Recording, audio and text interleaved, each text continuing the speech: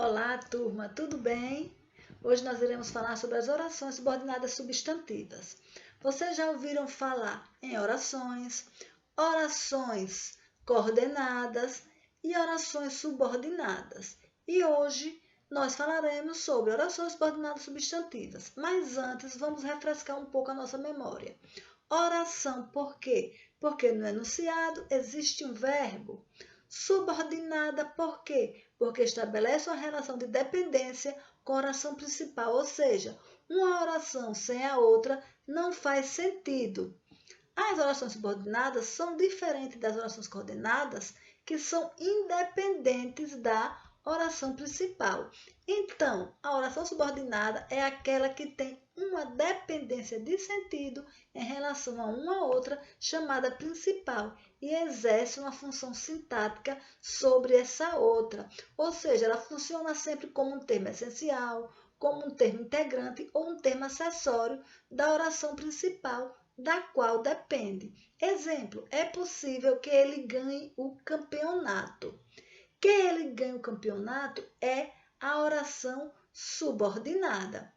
Então, dependendo da função sintática que desempenham nas orações, essas orações subordinadas, elas dividem-se em três grupos: orações subordinadas substantivas, orações subordinadas adjetivas, orações subordinadas adverbiais. As orações subordinadas substantivas, que são a que nós iremos estudar agora, são as que exercem a função de um substantivo, ou seja, elas têm valor no substantivo, elas equivalem a um substantivo e geralmente vêm introduzidas pelas conjunções integrantes que ou se. Observe o exemplo. É necessário que o grupo se una. Que o grupo se una é uma oração subordinada substantiva, porque ela equivale a um substantivo. Veja bem, se eu dissesse, é necessário a união do grupo. União é um substantivo, tá? Então, as orações subordinadas substantivas, elas ainda podem ser subjetivas, objetivas diretas, objetivas indiretas, completivas nominais, predicativas ou apositivas, dependendo da função sintática que elas exercem na oração. Então, a oração subordinada substantiva subjetiva, ela exerce a função de sujeito da oração principal. Exemplo, é necessário que você colabore. Que você colabore é oração subordinada substantiva subjetiva, porque ela exerce a função de sujeito da oração principal. Tá, e como eu vou descobrir que ela é uma oração subordinada substantiva subjetiva? O verbo da oração principal vai aparecer na terceira pessoa do singular e não admite sujeito, já que este é a própria oração subordinada substantiva, tá bom?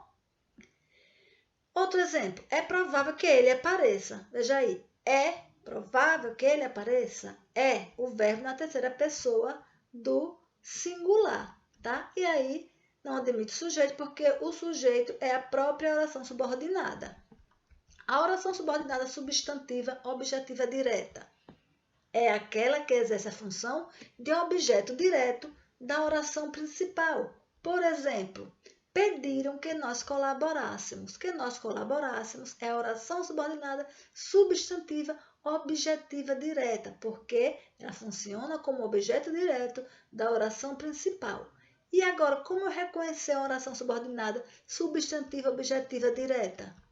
Porque ela exerce a função de objeto direto, isto é, ela completa o sentido de um verbo transitivo direto da oração principal. Então, faça a pergunta, o que? Ao verbo da oração principal, tá? Agora, cuidado para não confundir com a oração subjetiva, em que o verbo tem como sujeito a própria oração subjetiva.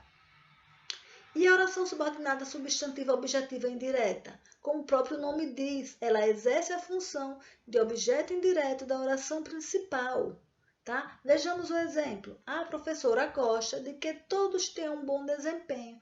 De que todos tenham um bom desempenho é a oração subordinada substantiva objetiva indireta, porque ela exerce a função de objeto direto da oração principal. E como eu reconhecer essa oração substantiva objetiva indireta?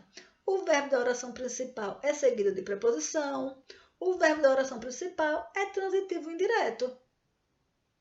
E as orações subordinadas substantivas completivas nominais? Elas exercem a função de complemento nominal, como o próprio nome já diz também. O complemento nominal é o quê? Lembram? Completa o sentido de nomes, de substantivos, de adjetivos, de advérbios e é acompanhado de preposição. Então, quando o complemento nominal for uma oração, nós teremos uma oração subordinada completiva nominal. Exemplo, tenho certeza de que voltará. De que voltará? É oração subordinada completiva nominal. Tenho certeza de que tudo ficará bem. Veja aí nesse exemplo. De que tudo ficará bem é oração subordinada completiva nominal, tá? Ela está complementando o que? O nome aí, olha. Certeza, o substantivo certeza está sendo acompanhada da preposição. E uma oração subordinada substantiva predicativa?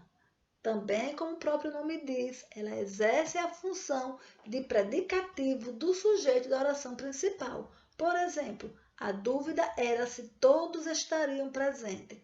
Se todos estariam presentes, é a oração subordinada substantiva predicativa. Tá bom? Atenção, olha.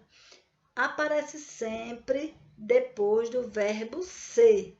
Tá bom? A oração subordinada substantiva predicativa, ela aparecerá sempre depois do verbo ser. Exemplo, outro exemplo. Meu desejo é que tudo fique bem. Veja aí, olha, o verbo ser antes da oração subordinada substantiva predicativa. A oração subordinada substantiva apositiva, ela exerce a função de um aposto de um termo da oração principal. Por exemplo, só tenho um desejo, que sejam felizes. Então, que sejam felizes é a oração subordinada apositiva, porque ela está funcionando como um aposto da oração principal. Tá bom? Entenderam? Espero que sim e que vocês tenham gostado. Se restou alguma dúvida, porque vocês não lembram o que são os termos integrantes, acessórios ou essenciais da oração, aqui no canal tem alguns vídeos falando sobre isso. Vão lá, dê uma olhadinha, porque poderá facilitar o entendimento de vocês, tá bom? Um abraço, até a próxima videoaula.